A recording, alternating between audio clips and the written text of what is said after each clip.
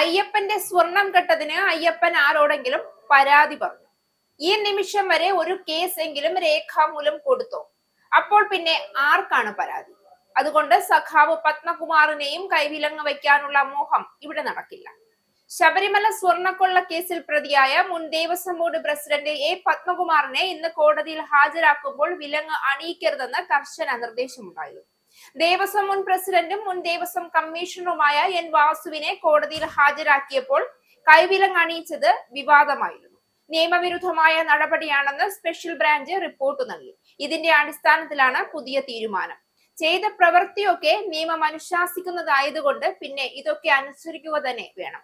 AR ക്യാമ്പിലെ police ഉദ്യോഗസ്ഥരാണ് Poojappura central ജയിലിൽ നിന്ന് വാസുവിനെ കൈവിലങ്ങണിയിച്ച് ആദ്യ തവണ കൊല്ലത്തെ വിജിലൻസ് കോടതിയിൽ ഹാജരാക്കിയത്.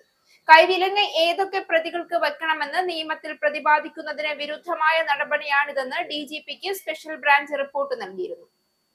നേരത്തെ മുരാരി ബാബു ഉൾപ്പെടെയുള്ള ഉദ്യോഗസ്ഥരെ അറസ്റ്റ് ചെയ്തപ്പോഴും വിലങ്ങ് വയ്ക്കരുതെന്ന് SIT SP S ശശിധരൻ നിർദ്ദേശം നൽകിയിരുന്നെങ്കിലും ചില പോലീസ് ഉദ്യോഗസ്ഥർ അത് പാലിച്ചില്ല.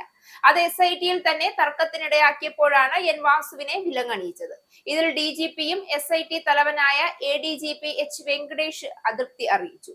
പ്രതിയുടെ പ്രായം, ഏതൊക്കെ കുറ്റകൃത്യങ്ങളിൽ ഉൾപ്പെട്ടവരെയാണ് കൈവിലങ്ങ് വെക്കേണ്ടത് തുടങ്ങിയ നിയമകാര്യങ്ങളൊന്നും പരിഗണിച്ചില്ല എന്നായിരുന്നു കണ്ടെത്തൽ.